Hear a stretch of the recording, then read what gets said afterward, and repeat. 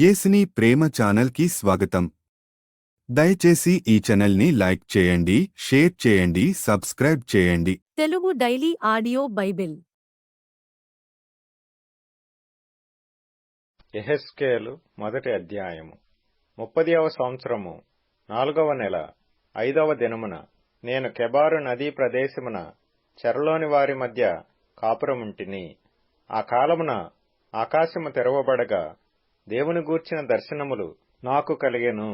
యెహోయాకీను చెరపట్టబడిన 5వ సంవత్సరమున ఆ నెలలో 5వ దినమున కల్దీల దేశమందున్న కెబారు నదీ ప్రదేశమున యెహోవా వాక్కు బూజీ కుమారుడును యాజకుడునగు యెహెజ్కేలునకు ప్రత్యక్షము కాగా అక్కడనే యెహోవా హస్తము అతని మీదికి వచ్చెను. నేను చూడగా ఉత్తర దిక్కు నుండి తుఫాను వచ్చుచుండెను, మరియు గొప్ప మేఘమును గోళము వలె గుండ్రముగా ఉన్న అగ్నియు కనబడెను. కాంతి దాని చుట్టూ ఆవరించియుండెను. ఆ అగ్నిలో నుండి కరగబడినదై ప్రజ్వలించుచున్న యపరంజి వంటిదొకటి కనబడెను. దానిలో నుండి 4 జీవుల రూపములు గల ఒకటి కనబడెను. వాటి రూపము మానవ స్వరూపము వంటిది. ఒక్కొక్క దానికి 4 ముఖములును 4 రెక్కలును గలవు. వాటి కాళ్ళు చక్కగా నిలువబడినవి. వాటి అరకాళ్ళు పెయ్య కాళ్ల వలె ఉండెను. అవి తళతళలాడు ఇత్తడి వలె ఉండెను. వాటి 4 ప్రక్కల రెక్కల క్రింద మానవ హస్తముల వంటి హస్తములుండెను. 4గింటికిని ముఖములను రెక్కలను ఉండెను. వాటి రెక్కలు ఒకదానినొకటి కలిసికొనెను. ఏ వైపునకైనను తిరుగక అవన్నీయు చక్కగా నెదుటకి పోవుచుండెను. ఆ 4గింటి ఎదుటి ముఖ రూపములు మానవ ముఖము వంటివి. కుడి పార్శ్వపు రూపములు సింహపు ముఖము వంటివి. ఎడమ పార్శ్వపు ముఖములు ఎద్దు ముఖము వంటివి. 4గింటికి పక్షిరాజు ముఖము వంటి ముఖములు కలవు. వాటి ముఖములను రెక్కలను వేరువేరుగా ఉండెను. ఒక్కొక్క జీవి రెక్కలలో ఒక రెక్క రెండవ జతలో ఒకదానితో కలిసియుండెను. ఒక్కొక్క జత రెక్కలు వాటి దేహములను కప్పెను. అవన్నీయు చక్కగా ఎదుటికి పోవుచుండెను. అవి వెనుకకు తిరగక ఆత్మ ఏ వైపునకు పోవుచుండునో ఆ వైపునకే పోవుచుండెను. ఆ జీవుల రూపములు మండుచున్న నిప్పులతోనూ దివిటీలతోనూ సమానములు. ఆ అగ్ని జీవుల మధ్యను ఇటు అటు వ్యాపించెను. ఆ అగ్ని అతి కాంతిగా ఉండెను. అగ్నిలో నుండి మెరుపు బయలుదేరుచుండెను. మెరుపు తీగలు కనబడు రీతిగా జీవులు అటూ ఇటూ తిరుగుచుండెను. ఈ జీవులను నేను చూచుచుండగా నేల మీద ఆ 4గింటి ఎదుట ముఖముల ప్రక్కను చక్రము వంటిదొకటి కనబడెను. ఆ చక్రముల యొక్క రూపమును పనియు రక్తవర్ణపు రాతివలే నుండెను. ఆ 4 ఒక్క విధముగానే ఉండెను. వాటి రూపమును పనియు చూడగా చక్రములో చక్రమున్నట్టుగా ఉండెను. అవి జరుగునప్పుడు 4 ప్రక్కలకు జరుగుచుండెను. వెనుకకు తిరుగుకయే జరుగుచుండెను. వాటి కైవారములు మిక్కిలి ఎత్తుగలవై భయంకరముగా ఉండెను. ఆ 4 కైవారములు చుట్టూ కండ్లతో నిండియుండెను. ఆ జీవులు కదలగా ఆ చక్రములను వాటి ప్రక్కను జరిగెను. అవి నేల నుండి లేచినప్పుడు చక్రములు కూడా లేచెను. అవి ఆత్మ ఎక్కడికి పోవునో అక్కడికే, అది పోవలసిన వైపునకే అవియూ పోవుచుండెను. జీవికున్న ఆత్మ చక్రములకునూ ఉండెను. గనుక అవి లేవగానే చక్రములను లేచుచుండెను. జీవికున్న ఆత్మ చక్రములకునూ ఉండెను. గనుక జీవులు జరుగుగా చక్రములను జరుగుచుండెను. అవి నిలువగా ఇవియూ నిలిచెను. అవి నేల నుండి లేవగా ఇవియూ వాటితో కూడా లేచెను. మరియు జీవుల తలలపైన ఆకాశమండలము వంటి విశాలతయున్నట్టుండెను. అది తళతళలాడు స్ఫటికముతో సమానమై వాటి తలలకు పైగా వ్యాపించియుండెను. ఆ మండలము వంటి దాని క్రింది జీవుల రెక్కలలో రెండేసి ఒకదాని ప్రక్క ఒకటి పైకి చాపబడియుండెను. రెండేసి వాటి దేహములు కప్పుచుండెను. ఈ తట్టుననున్న జీవులకును ఆ తట్టుననున్న జీవులకును అనగా ప్రతి జీవికిని అలాగున రెక్కలుండెను. అవి జరుగుగా నేను వాటి రెక్కల చప్పుడు వింటిని. అది విస్తారమైన ఉదకముల ఘోష వలెను, సర్వశక్తుడగు దేవుని స్వరము వలెను, దండువారు చేయు ధ్వని వలెను ఉండెను. అవి నిలుచున్నప్పుడెల్లా తమ రెక్కలను వాల్చుకొనుచుండెను. అవి నిలిచి రెక్కలను వాల్చునప్పుడు వాటి తలలకు పైగానున్న ఆకాశ మండలము వంటి దానిలో నుండి శబ్దము పుట్టెను.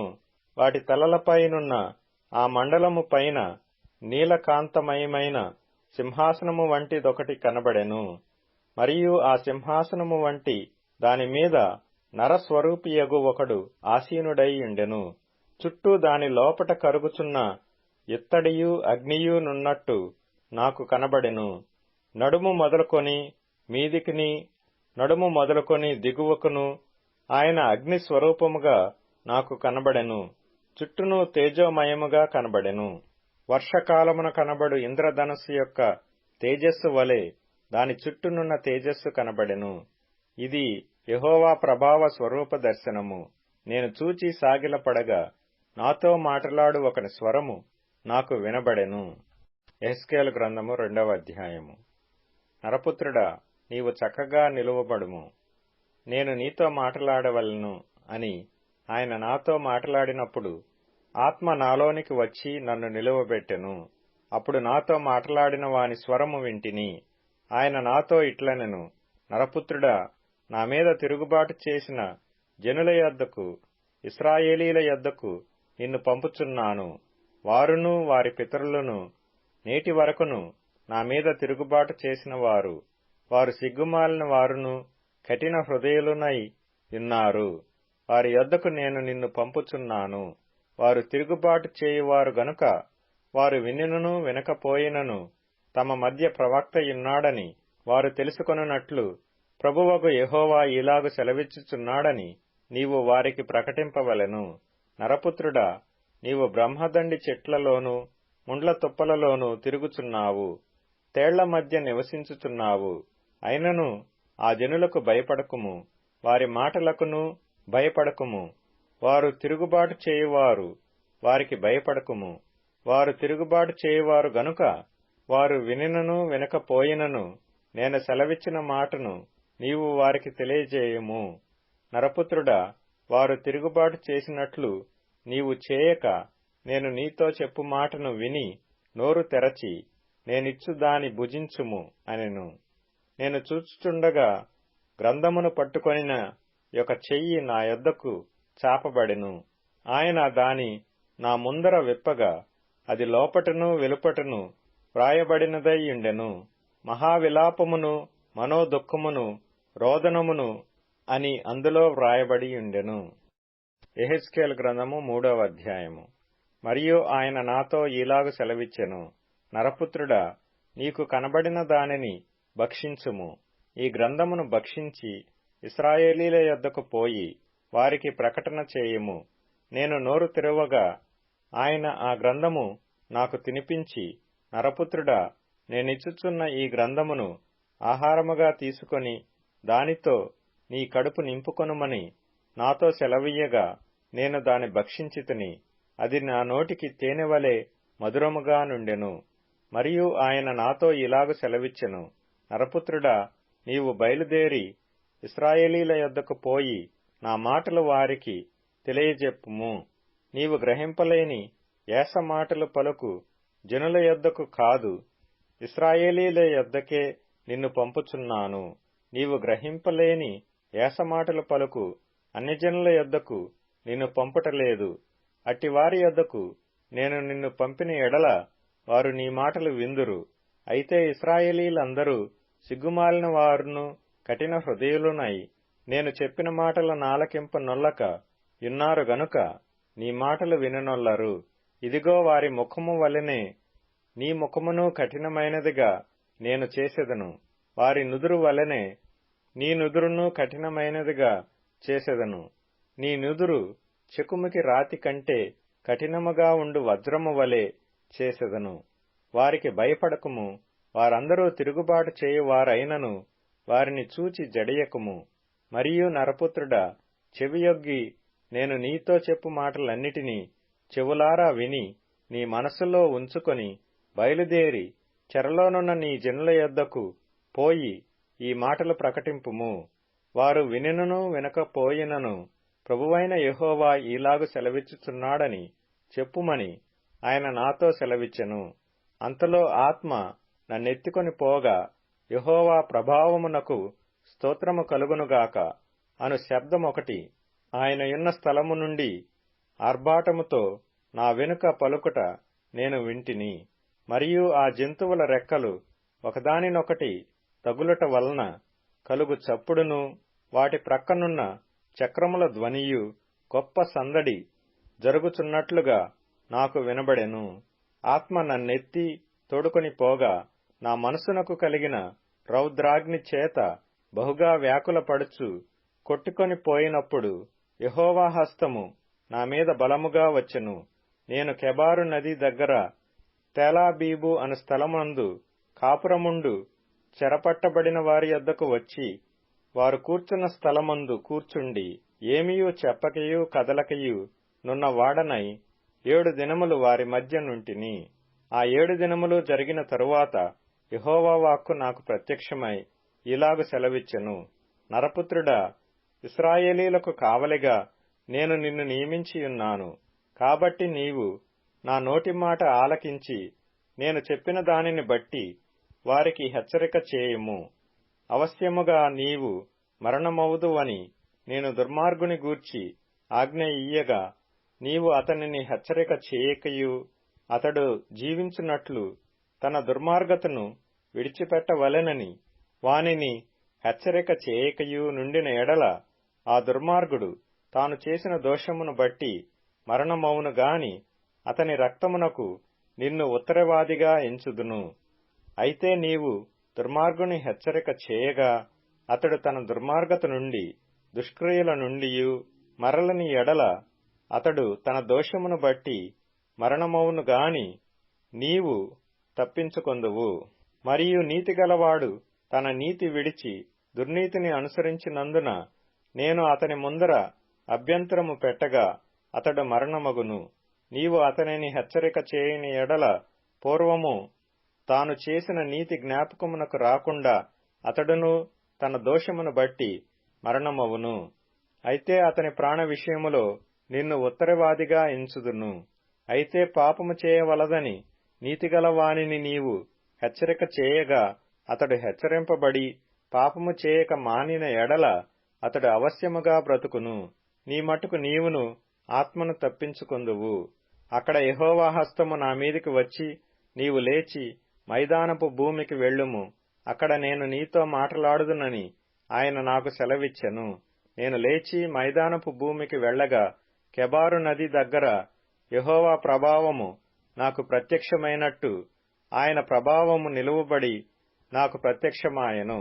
నేను నేలను సాగిలపడగా ఆత్మ నాలో ప్రవేశించి నన్ను చక్కగా నిలువబెట్టిన తరువాత యెహోవా నాతో మాటలాడి ఇలాగు సెలవిచ్చెను. నరపుత్రుడా, వారు నీమీద పాశములు వేసి వాటితో నిన్ను బంధింపబోవుదురు గనుక వారి యొద్దకు వెళ్ళక ఇంటికి పోయి దాగియుండుము.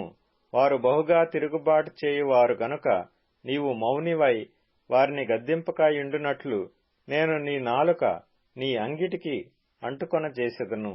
అయితే నేను నీతో మాటలాడి నీ నోరు తెరచెదను. వారు తిరుగుబాటు చేయువారు గనుక నీవు వారి యొద్దకు పోయి వినువాడు వినుగాక, విననొల్లని వాడు విననొల్లకయుండునుగాక అని ప్రభువగు యెహోవా సెలవిచ్చుచున్నాడని వారితో చెప్పవలెను. హెబ్రీయులకు రాసిన పత్రిక 9వ అధ్యాయం. మొదటి నిబంధనకైతే సేవా నియమములను ఈ లోక సంబంధమైన పరిశుద్ధ స్థలమును ఉండెను. ఏలగనగా మొదట ఒక గుడారమేర్పరచబడెను. అందులో దీపస్తంభమును బల్లయు దానిమీద ఉంచబడిన రొట్టెలును ఉండెను. దానికి పరిశుద్ధ స్థలమని పేరు. రెండవ తెరకు ఆవల అతి పరిశుద్ధ స్థలమును గుడారముండెను. అందులో సువర్ణ ధూపార్తియు అంతటను బంగారు రేకులతో తాపబడిన నిబంధన మందసమును ఉండెను. ఆ మందసములో మన్నాగల బంగారు పాత్రయు చిగిరించిన అహారోను చేతి కర్రయు నిబంధన పలుకలును ఉండెను. దానిపైని కర్ణాపీఠమును కమ్ముకొనుచున్న మహిమగల కెరూబులుండెను. వీటిని గూర్చి ఇప్పుడు వివరముగా చెప్పవల్లబడదు. ఇవి ఈలాగు ఏర్పరచబడినప్పుడు యాజకులు సేవ చేయుచు నిత్యమును ఈ మొదటి గుడారములోనికి వెళ్ళుదురు గాని సంవత్సరమునకు ఒక్కసారి మాత్రమే ప్రధాన యాజకుడొక్కడే రక్తము చేత పట్టుకొని రెండవ గుడారములోనికి ప్రవేశించును. ఆ రక్తము తన కొరకును ప్రజల అజ్ఞానకృతముల కొరకును అతడర్పించును. దీనిని బట్టి ఆ మొదటి గుడారము ఇంకా నిల్చుండగా అతి పరిశుద్ధ స్థలములో ప్రవేశించు మార్గము బయలుపరచబడలేదని పరిశుద్ధాత్మ తెలియజేయుచున్నాడు. ఆ గుడారము ప్రస్తుత కాలమునకు ఉపమానముగా ఉన్నది. ఈ ఉపమానార్థమును బట్టి మనస్సాక్షి విషయములో ఆరాధకునికి సంపూర్ణ స్థితి కలగజేయలేని అర్పణలును బలులను అర్పింపబడుచున్నవి. ఇవి దిద్దుబాటు జరుగు కాలము వచ్చు వరకు విధింపబడి అన్నపానములతోనూ నానా విధములైన ప్రాక్షాళనములతోనూ సంబంధించిన శరీరాచారములు మాత్రమైనయున్నవి. అయితే క్రీస్తు రాబోవుచున్న మేలుల విషయమై ప్రధాన యాజకుడుగా వచ్చి తానే నిత్యమైన విమోచన సంపాదించి హస్తకృతము కానిది అనగా ఈ సృష్టి సంబంధము కానిదియు మరి ఘనమైనదియు పరిపూర్ణమైనదియు నైన గుడారము ద్వారా మేకల యొక్కయు కోడెల యొక్కయు రక్తముతో కాక తన స్వరక్తముతో ఒక్కసారే పరిశుద్ధ స్థలములో ప్రవేశించెను. ఏలయనగా మేకల యొక్కయు ఎడ్ల యొక్కయు రక్తమును మైలపడిన వారి మీద ఆవుదూడ బూడిద చల్లుటయు శరీర శుద్ధి కలుగునట్లు వారిని పరిశుద్ధపరిచిన ఎడల నిత్యుడగు ఆత్మ ద్వారా తన్ను తాను దేవునికి నిర్దోషినిగా అర్పించుకొనిన క్రీస్తు యొక్క రక్తము నిర్జీవ క్రియలను విడిచి జీవము గల దేవుని సేవించుటకు మీ మనస్సాక్షికిని ఎంతో ఎక్కువగా శుద్ధి చేయును. ఈ హేతువు చేత మొదటి నిబంధన కాలములో జరిగిన అపరాధముల నుండి విమోచనము కలుగుటకై ఆయన మరణము పొందినందున పిలువబడిన వారు నిత్యమైన స్వాస్థ్యమును గూర్చిన వాగ్దానమును పొందు నిమిత్తము ఆయన క్రొత్త నిబంధనకు మధ్యవర్తి అయ్యున్నాడు. మరణ శాసనం ఎక్కడ ఉండునో అక్కడ మరణ శాసనము వ్రాసిన వాని మరణము అవశ్యము. ఆ శాసనమును వ్రాసినవాడు మరణము పొందితేనే అది చెల్లును. అది వ్రాసినవాడు జీవించుచుండగా అది ఎప్పుడైనను చెల్లునా? ఇందుచేత మొదటి నిబంధన కూడా రక్తము లేకుండా ప్రతిష్ఠింపబడలేదు. ధర్మశాస్త్ర ప్రకారము మోషే ప్రతి యాజ్ఞను ప్రజలతో చెప్పిన తరువాత ఆయన నీళ్లతోనూ రక్తవర్ణము గల గొర్రెబొచ్చుతోనూ హిస్సోపుతోనూ కోడెల యొక్కయు మేకల యొక్కయు రక్తమును తీసుకొని దేవుడు మీ కొరకు విధించిన నిబంధన రక్తమిదే అని చెప్పుచు గ్రంథము మీదను ప్రజలందరి మీదను ప్రోక్షించెను. అవిధేయముగా గుడారము మీదను సేవా పాత్రలన్నిటి మీదను ఆ రక్తమును ప్రోక్షించెను. మరియు ధర్మశాస్త్ర ప్రకారము సమస్త వస్తువులను రక్తము చేత శుద్ధి చేయబడుననియు రక్తము చిందింపకుండా పాపక్షమాపణ కలగదనియు సామాన్యముగా చెప్పవచ్చును. పరలోకమందున్న వాటిని పోలిన వస్తువులు ఇట్టి బలుల వలన శుద్ధి చేయబడవలసి ఉండెను గాని పరలోక సంబంధమైనవి వీటికంటే శ్రేష్టమైన బలుల వలన శుద్ధి చేయబడవలసి ఉండెను. అందువలన నిజమైన పరిశుద్ధ స్థలమును పోలి హస్తకృతమైన పరిశుద్ధ స్థలములలో క్రీస్తు ప్రవేశింపలేదు గాని ఇప్పుడు మన కొరకు దేవుని సముఖమందు కనబడుటకు పరలోకమందే ప్రవేశించెను. అంతేకాదు ప్రధాన యాజకుడు ప్రతి సంవత్సరము తనది కాని రక్తము తీసుకొని పరిశుద్ధ స్థలములోనికి ప్రవేశించినట్లు ఆయన అనేక పర్యాయములు తన్ను తాను అర్పించుకొనుటకు ప్రవేశింపలేదు. అట్లైన ఎడల జగత్పునాది వేయబడినది మొదలుకొని ఆయన అనేక పర్యాయములు శ్రమపడవలసి వచ్చును. అయితే ఆయన యుగముల సమాప్తియందు తన్ను తానే బలిగా అర్పించుకొనుట వలన పాప నివారణ చేయుటకై ఒక్కసారే ప్రత్యక్షపరచబడెను. మనుష్యులొక్కసారే మృతి పొందవలెనని నియమింపబడెను. ఆ తరువాత తీర్పు జరుగును.